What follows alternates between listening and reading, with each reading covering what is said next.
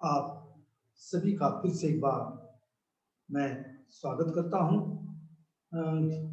जैसा कि आप जानते हैं कि हमारा तीसरा इस प्रयोजन मूलक हिंदी का यह पीरियड है। इसके पूर्व हमने पारिभाषिक शब्दावली की विशेषताओं पर विस्तार से विवेचन हम कर रहे हैं। पहली दो विशेषताएं हमारी हुई है।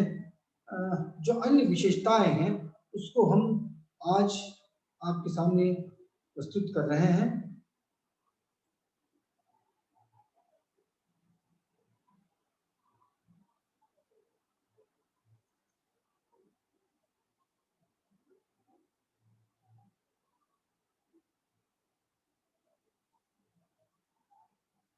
ये जो हमने आपके सामने ये परिभाषाएं हैं और ये इसकी विशेषता है। जैसे हमने कल कृत्रिम शब्दावली को देखा, उसी प्रकार हमने नियतार्थता क्या होती है इसको भी देखा है। आज हम जो अगली विशेषता है उसको देखेंगे। वो है एक संकल्पना एक शब्द। जैसे पहले ही कहा जा चुका है कि पारिभाषिक शब्दावली ज्ञान विषय विशेष के किसी एक ही शाखा के अंतर्गत इसका प्रयोग होता है। यह बात ध्यान में रखिएगा।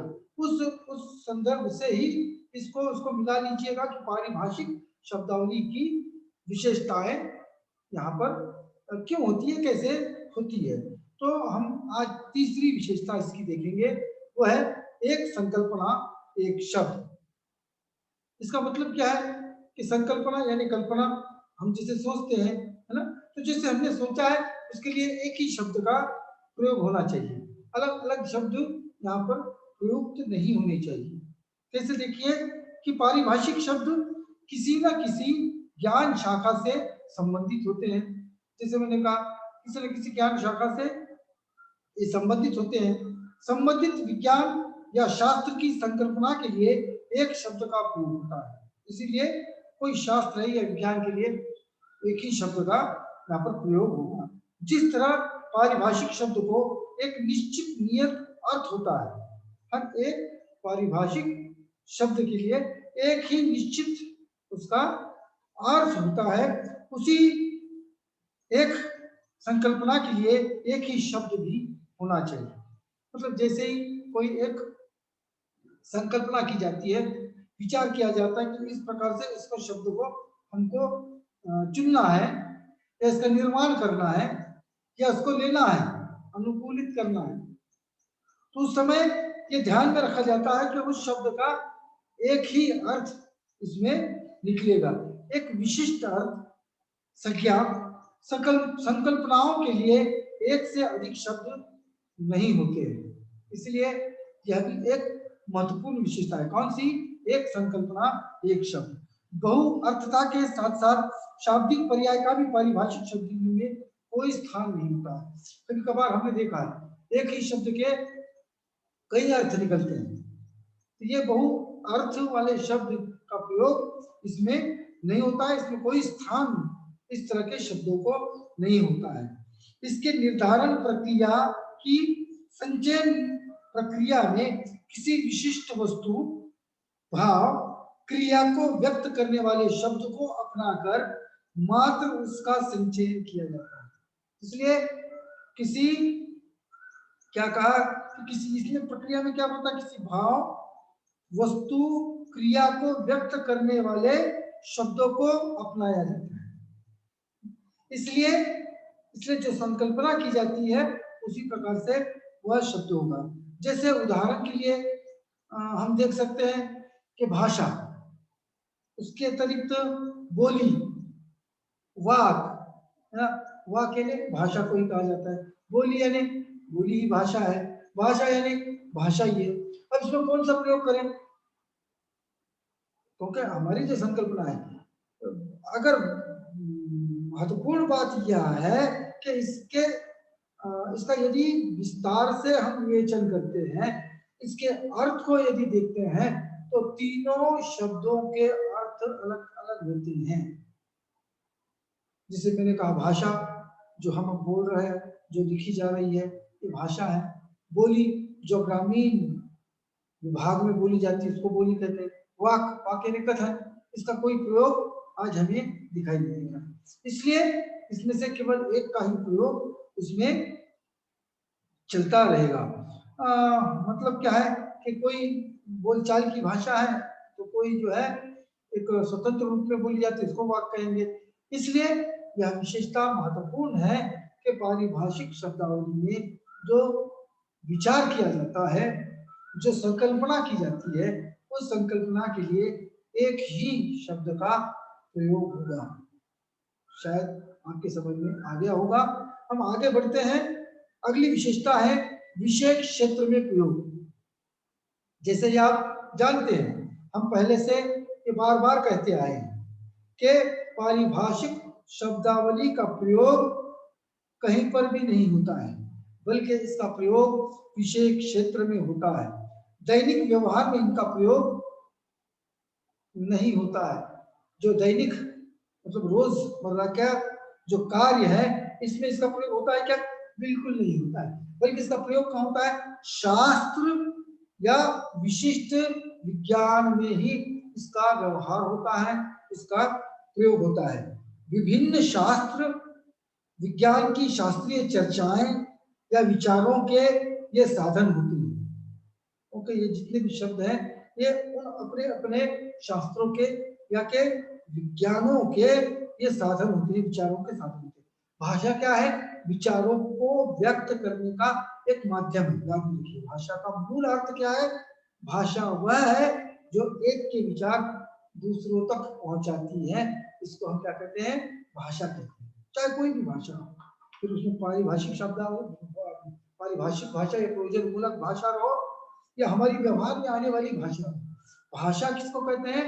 एक के विचार, एक के मन मस्तिष्क में आए हुए विचार दूसरों तक पहुंचाने का साधन या भाषा होती है।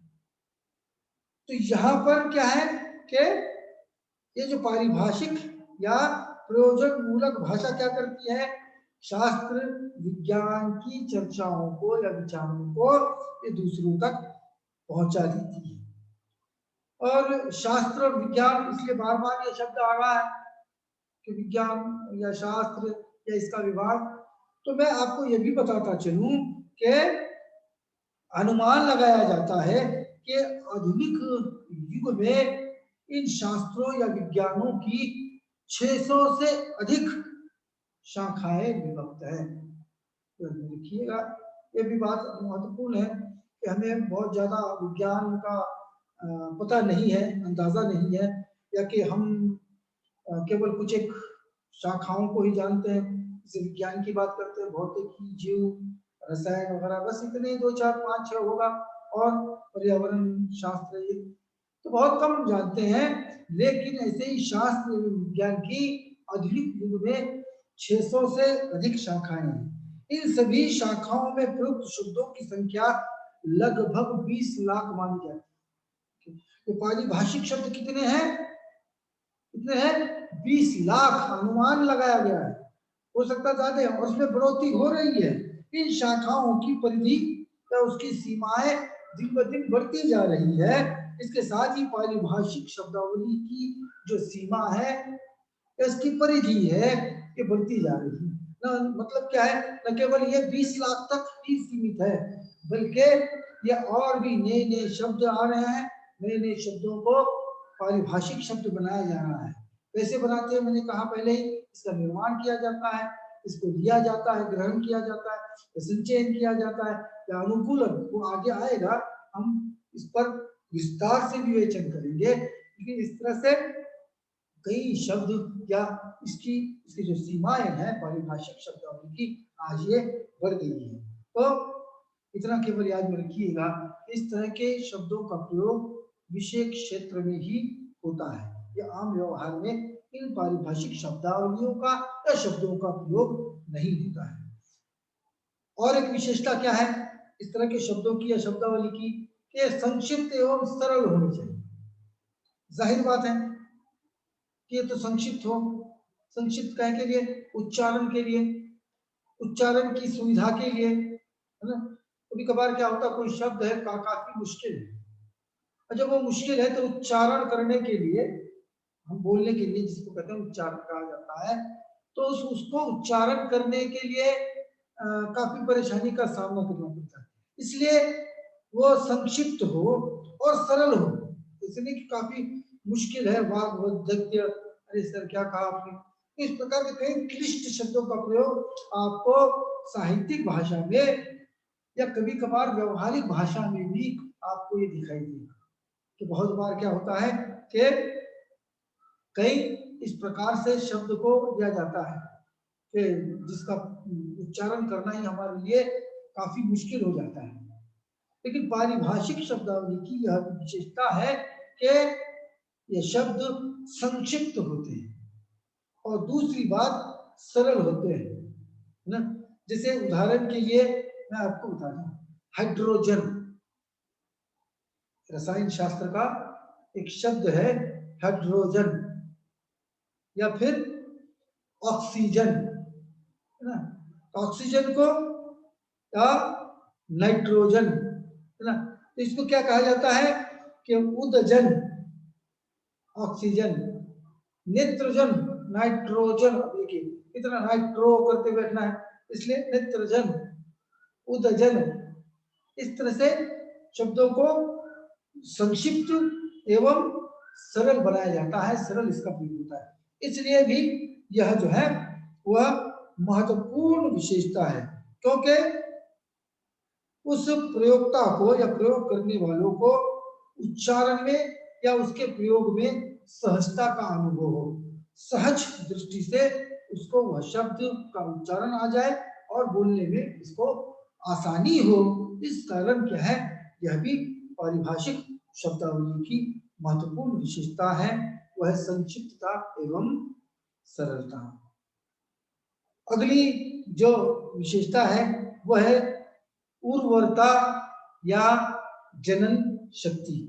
उर्वरता, उर्वरता मतलब क्या है, उसको ही अथवा में जैसे हम जनन शक्ति कहते हैं। जनन शक्ति मतलब पैदा करने की ताकत, पैदा करने की ताकत, उसको जनन शक्ति। मतलब कई ऐसे शब्द होते हैं जिसमें दूसरे शब्द पैदा करने की शक्ति हो, उसमें उतना वह ताकत हो कि उससे कई शब्द बनाए जा सकते हैं, उसको जनन शक्ति या हम क्या कहते हैं, इसको उर्वरता कहते हैं। मूल पारिभाषिक शब्द में उर्वरता मतलब या जनन शक्ति का होना अत्यंत आवश्यक है, अर्थात आवश्यकता पड़ने पर, यदि आवश्यकता पड़ गई है, इस बार इस तरह की समस्याएं आती हैं कि वो शब्द है, शब्द के हमको रूप बनाना है, शब्द और शब्द का रूप, ये महत्वपूर्ण चीजें हैं। शायद आपके समझ में, मैं आपको बता देता हूँ, ऐसे समझ में नहीं आएगी। क्या होता है, हम भाषा का जो प्रयोग करते हैं, भाषा में हम शब्दों का प्रयोग करते हैं, है ना, और उन शब्दों के अर्थ होते हैं, लेकिन शब्दों के अर्थ के साथ साथ उसके रूप भी होते हैं। देखिए, मूल शब्द है जाना, आपको जाना चाहिए, ये वाक्य है, आपको जाना चाहिए। ये जाना क्या है, एक शब्द है जो एक जगह से दूसरी जगह जा रहा है। अब ये शब्द के परिस्थिति के अनुसार, लिंग के अनुसार इस शब्द के अलग अलग रूप आपको दिखाई देंगे, जो आपके डिक्शनरी में ये नहीं रहेंगे, ये आपके डिक्शनरी में नहीं रहेंगे। वहां पर मूल शब्द रहेगा जाना, मतलब क्या है, वह जाता है, क्योंकि जाना शब्द था, जाता हो गया, वो जा रहा है, वह जाती है, जाना से इसके कई शब्द के रूप हमने बनाए हैं। एक शब्द था, मूल शब्द था जाना, ना, इससे कई हमने शब्द के रूप बनाए। उस तरह से क्या होगा, यहाँ पर भी जरूरत पड़ने पर उपसर्ग, प्रत्यय या शब्द आदि जोड़कर अन्य शब्द हमको जो है बनाया जा सके, इस प्रकार के मूल शब्द होने चाहिए। जैसे अंकन, अंकन, अंकन यानी लिखना, मार्किंग जिसको कहते हैं, अंकन अंडरलाइन जैसे होता है, या फिर अंडरलाइन, या फिर क्या है, इंड्रॉसमेंट, तो इंडोर्समेंट लिखा जाता है। तो हमने क्या किया, उसको अंकन, अंकन से इंडोर्समेंट को परांकन, परांकन से अंडरटेकन, अंडरलाइन जो लिखे होता है रेखांकन, हमने शब्द बनाया है। देखिए मतलब क्या है, उसी को उपसर्ग बनाकर यहाँ पर शब्द बनाया है। वास्तविक मूल जो शब्द है वो है मार्किंग। तो मार्किंग के लिए हमने शब्द क्या बनाया, अंकन। अब ठीक इसी प्रकार से हमको दूसरे शब्द बनाने थे, वो था इंडोर्समेंट। अब इंडोर्समेंट के लिए हिंदी में क्या कहा जाता है या पारिभाषिक शब्द क्या है, वो है परांकन। जैसे अंकन बनाया, परांकन बनाया। तीसरा शब्द है अंडरलाइन। अब अंडरलाइन जो नीचे लाइन खींची हुई है उसको पारिभाषिक तो शब्द क्या कहते हैं, रेखांकन। जैसे अंकन बनाया, जैसे परांकन बनाया, वैसे हमने क्या किया, रेखांकन। रेखा नीचे जो मारी जाती है, लिखी जाती है, इसलिए इसको रेखांकन। या फिर सीमांकन, जो सीमा होती है, जो दायरा होता है, सीमांकन आदि जैसे पारिभाषिक शब्द जो है वह बनाए जाते हैं। लेकिन कब, जब उस प्रकार के शब्दों में चलन की शक्ति जब होती है ना, तो उसी में ये बात होती है। क्योंकि विदेशों में अधिकतम ऐसे शब्द है उसमें ये शक्ति नहीं होती है, जनन शक्ति नहीं होती है, तो काफी परेशानी का, काफी समस्याएं जो है उस समय वहां पर आती है। इसके बाद अगली आपकी जो विशेषता है वो है शब्दों में एक रूपता। जैसे जैसे हम शब्द बनाते हैं या लेते हैं दूसरी भाषा में से, तो उसमें जो है वह एक रूपता होनी चाहिए। एक रूपता होनी चाहिए मतलब जैसे एक ही विभाग के कुछ एक वस्तुएं हैं, एक ही विभाग की, एक ही विज्ञान की, एक ही शाखाओं की, एक ही शास्त्र की कोई अलग अलग वस्तुएं हैं, तो उनके लिए एक समान ही, एक रूप ही शब्द देने पड़ते हैं। जिसका मैंने इसके पहले आपको उदाहरण दिया है। हमने कौन सा उदाहरण दिया था, ऑक्सीजन, नाइट्रोजन, हाइड्रोजन, है ना। आपको शायद ये पता नहीं है क्योंकि शायद अभी पहली बार आप सुन रहे हैं। तो हमने कहा कि ऑक्सीजन को क्या कहते हैं, आपको पता है पारिभाषिक शब्द ऑक्सीजन जो रसायन शास्त्र या विज्ञान से संबंधित ये शब्द है, ये अंग्रेजी शब्द है, वह है ऑक्सीजन। उसको क्या कहा जाता है पता है आपको, ओषजन। ऑक्सीजन को क्या कहते हैं, ओषजन। और फिर हाइड्रोजन को क्या कहेंगे, उदजन। क्या कहते हैं, हाइड्रोजन को उदजन, नाइट्रोजन को नेत्रजन, नत्रजन, नत्रजन, उदजन और ओषजन। ओषजन, उदजन और नत्रजन। इस तरह से मतलब कहने का मतलब क्या है, यहाँ पर शब्द और शब्दों की एक रूपता देखी। जैसे ऑक्सीजन, नाइट्रोजन, ये जितना भी आया है, हाइड्रोजन, इसके लिए हमने भी क्या किया, पारिभाषिक शब्द बनाते समय उनके शब्दों की एक रूपता को बनाया रखा है। एक जैसे शब्द है ना, इसलिए इनके रूप भी हमने एक जैसे ही यहाँ पर बनाए हैं। ऐसे में क्या होता है, उनमें सहज रूप से सरलता आ जाती है और हमारे लिए इसको इसको प्राप्त करने में या समझने में भी कोई कठिनाई नहीं आती है। इसके बाद आगे की जो विशेषता है वो है भाषा की प्रकृति के अनुरूप स्वरूप। देखिए मतलब क्या है कि भाषा के प्रकृति, प्रकृति यानी आदत, प्रकृति यानी आदत। तो भाषा के आदत के समय ही क्या करना, समय उसके जैसे ही हमको क्या करना है, उसके अनुरूप ही शब्द बनाना है। भाषा की प्रकृति क्या कहती है, भाषा की विशेषता क्या कहती है, उस विशेषताओं को लेकर ही हमको जो है शब्द या पारिभाषिक शब्दावली के शब्द होते हैं। जैसे एक भाषा से हम दूसरी भाषा में शब्द लेंगे, इसको लक्ष्य भाषा और उसके लिए स्रोत भाषा कहते हैं। जिस भाषा से लिया जा रहा है वो स्रोत भाषा है, और जिस भाषा में उस शब्द को लिखा जा रहा है, अनुवादित किया जा रहा है, उसको हम लक्ष्य भाषा कहते हैं। उदाहरण के लिए देखिए, एग्जीक्यूटिव के लिए कार्यपालिका शब्द या क्यूरो के लिए कलाकृत शब्द उचित है। मतलब क्या है कि कई इस प्रकार के शब्द हमको लेने पड़ते हैं जो हमारी जो भाषा है उसकी जो प्रकृति है उस हिसाब से भी कुछ एक शब्द हमको बनाने पड़ते हैं। और पारिभाषिक शब्दावली की यह भी विशेषता होती है कि इसमें ऐसे प्रयुक्त शब्द होते हैं जो भाषा के प्रकृति के अनुरूप होते हैं।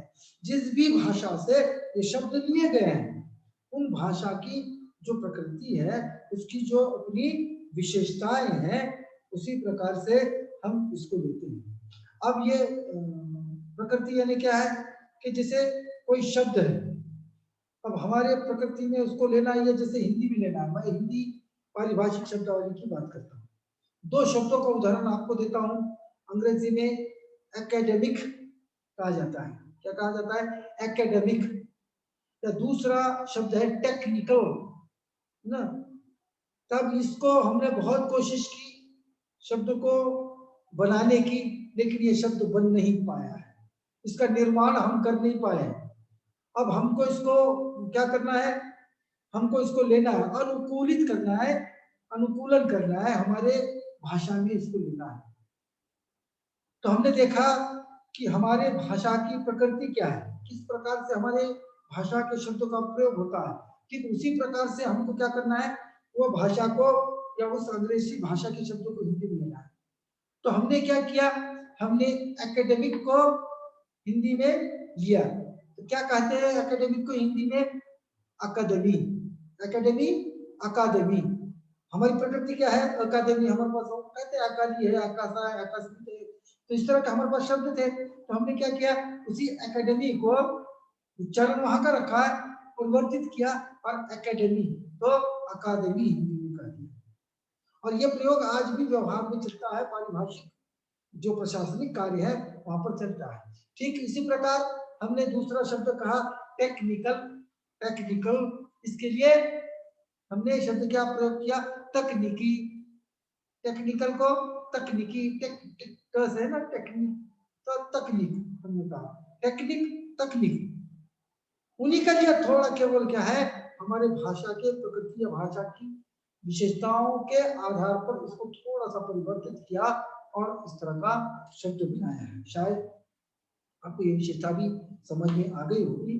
और अन्य में कुछ एक सामान्य विशेषताएं हैं, ये महत्वपूर्ण विशेषताएं थी आज। और अन्य में जैसे हम देखें कि पारिभाषिक शब्द की इन प्रमुख विशेषताओं के सिवा कुछ और भी विशेषताएं होती है, जिसमें असमान संकल्पनाओं के लिए मिलते जुलते शब्द न होने चाहिए, अन्यथा भ्रम की आशंका होगी। मतलब कुछ एक ऐसे शब्द बनाए जाते हैं जो किसी एक संकल्पना के आधार पर एक शब्द बनाया गया हो और उसी के इर्द गिर्द दूसरा भी शब्द बनाया गया हो, तो इससे क्या होगा, भ्रम की स्थिति पैदा होगी कि हम किस शब्द का प्रयोग करना है। या संबंध संकल्पनाओं और वस्तुओं के लिए संबंध स्वतंत्र शब्द होने चाहिए, इसलिए हिंदी में ताप और तापमापी रखना अच्छा है, ताप थर्मामीटर नहीं। इससे कई ऐसे शब्द भी आ जाते हैं कि जिससे उसका अर्थ पूरी तरह से नहीं निकलता है। थर्मामीटर है, थर्मामीटर होता है, तो ताप है, ताप टेम्परेचर को कहते हैं। फिर क्या किया, ताप मापी है, ताप को गिनने, ताप को मापने का जो मशीन होता है इसको हमने क्या किया, ताप मापी का है। तो इस तरह से स्वतंत्र शब्द जो है इसके होने चाहिए और हर शब्द को दूसरे से इतना अलग होना चाहिए कि उसे सुनने या पढ़कर किसी और पारिभाषिक शब्द का भ्रम नहीं। इसलिए दो शब्द इतने अलग अलग होने चाहिए कि प्रयोक्ता को या प्रयोग करने पर, सुनने पर या पढ़ने पर उसमें भ्रम न हो, ये सभी शब्द और उसके अर्थ अलग अलग जो है उस प्रयोगकर्ता को समझ में आ जाए। इस दृष्टि से यह भी एक अन्य प्रमुख विशेषताएं इसकी है। शायद मैं समझता हूं आपको यह जो विभाग था अच्छी तरह से समझ में आया होगा, क्योंकि पूरे विस्तार से मैंने इस पर विवेचन इसीलिए किया है कि अक्सर जितनी भी परीक्षाएं हुई है उनमें यह शब्द पूछा, ये प्रश्न आप कीजिएगा, ये पूछा गया है, इनकी विशेषताओं को पूछा गया है। तो आपको ये पूरी विशेषताएं याद करनी है, याद रखनी है। यहाँ पर आकर हम रुकते हैं, फिर एक नए पीरियड के साथ आपके सामने उपस्थित होंगे। फिर एक बार वही बात मैं दोहराता हूँ कि घर पर रहिए, सुरक्षित रहिए। मुझे दीजिएगा इजाज़त। धन्यवाद।